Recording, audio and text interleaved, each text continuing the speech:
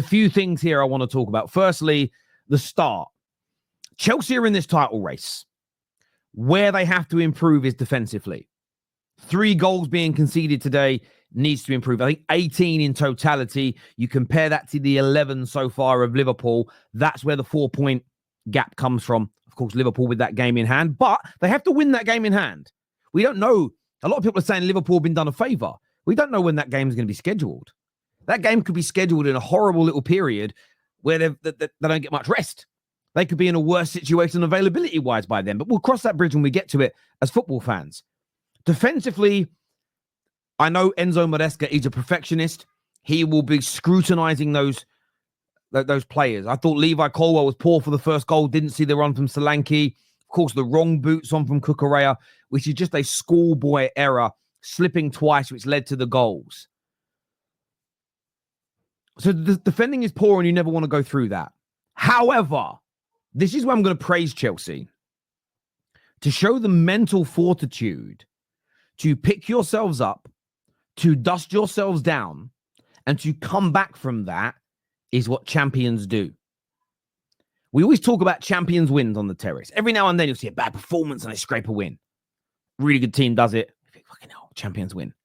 To be 2-0 down, defensively all over the place, to re-find your form is amazing. Now, individuals I want to speak about. Jadon Sancho, absolutely impeccable today. And his goal, I know Kukurea gets the assist because he passed it to him. That's the kind of goal that shouldn't have an assister. The goal was Sancho should get the goal and the assist. It was phenomenal. And it really gave Chelsea that impetus to get back into the game. It was great. Enzo Fernandez, yes, scored not the winning goal Palmer did from the spot, but scored that decisive goal to go 3-2 up. But it was his performance in midfield prior to that. He was here, there, and everywhere, comfortable on the ball, dominant defensively, strong in the duels, and he's been doing it for a number of weeks now. All that criticism that he got for the past year was warranted. But what's been brilliant from him, Enzo Maresca, and Chelsea as a club, is they have found a way of unearthing again the quality of the man we saw at Benfica that we saw 2 years ago now at the World Cup for Argentina. Phenomenal from him. Cole Palmer with his goals. We know how phenomenal this young man is. Some people will say it's just from the penalty spot. You know you don't get that bullshit analysis with me. Goals are goals, and he has to score them. The fact that he did a Panenka for the second, absolutely outrageous to have that. I mean, by the way, if he doesn't score that, you draw the game. Because Spurs did get a goal very, very late on. Let you know as well, by the way. That goal means that Dan Lawless is doing the one-chip challenge on Straight Facts on Friday because Staffy needed Son to score or assist to come to not finish last, and it's Dan Lawless that now finished last. So it was weird. I kind of like that in the Football Terrace world because Lawless is doing a forfeit 2 weeks running. But Palmer was great. I want to shout out Maresca as well, though, here. His halftime change. Lavia had a really good first half, but he had to move Caicedo back into the middle. As soon as Caicedo went back into the middle, Spurs did almost nothing. They barely created chances. They were pinned back. And Chelsea overall became a stronger outfit. Without Caicedo, the midfield can be bypassed. And defensively, I still think Chelsea are weak. I still think they're a little bit... They're not a well-oiled machine yet. The Sanchez with his kicking, positionally with some of the centre-backs. Kukurea slips their mistakes. I wouldn't call that bad defending per se. But 18 goals conceded. It's an area of worry. But when you've got Caicedo and now Enzo next to him in front, it was such a solid bank that it was difficult for Spurs to penetrate. Really hard for them. Trojan. It was Trojan level thickness and quality in the middle. And that for me is where Enzo Maresca earned his money today. That substitution, that tactical tweak, is what separated the two teams. You've got Big And there. Well, I don't know what I'm going to do. I don't know what to do now. By the way, horrendous from it. We'll get onto it in a minute. Didn't do anything to counter that move from Enzo Maresca. Poor. But Chelsea, they fought back. They got their goals. They deserved the victory, by the way. 4-3, it makes it look like a closer game than it was. And I said this yesterday, and this is how you know I have the same energy.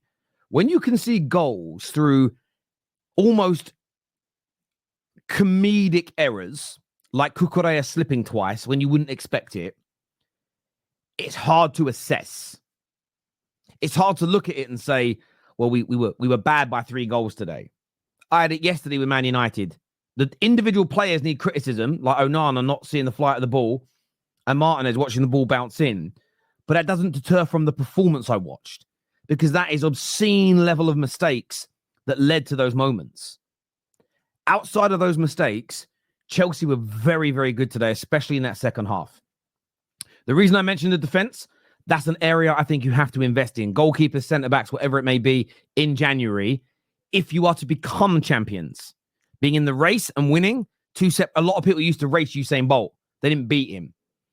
The big advantage Liverpool have over Chelsea, and I believe that Chelsea are the highest goal scorers in the league now. The advantage Liverpool have is defensively, individually and as a unit, I think they're better right now. And attackers win you games, defenses win you titles. But Chelsea have got the base. Chelsea have got their dog back. Chelsea are looking sensational. Chelsea have grown so much this season. I remember stating that I thought Maresca was either going to be an absolute flop or he's going to get you back to the top. I didn't think he'd be this in-between team doing okay. And it's the latter.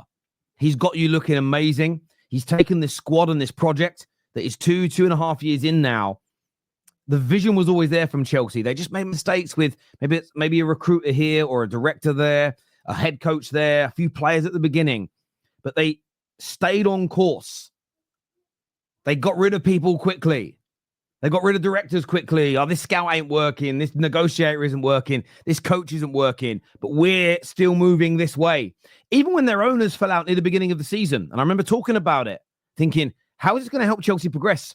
A few weeks later, you see them together at a game.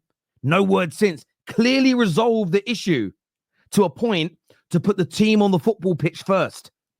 And you've seen now the fruits of their labor. They're not ready to be picked yet. The fruit ain't ready yet. You got to win the major trophies. But you can see it growing. You can see it developing. You can look at it and go, that's going to be some ripe orange, you know. I couldn't think of a blue fruit. I don't know if there is any blueberries. They're going to be tasty blueberries. You can see what they've been cooking this whole time. And a lot of people that in the summer said horrendous window. I personally didn't go back and check. I thought the age and the profile of player you were buying was great. I thought Sancho would be a good buy. I thought Neto was an excellent buy. I felt that sticking with Jackson, still think you could add more to the attack. Tosin, who I still don't think you've seen enough of yet, but just the age profile, those 24, 25, 26-year-old players is what your youngsters needed. And you've just started to get it right. And my prediction at the start of the season, go back and watch it.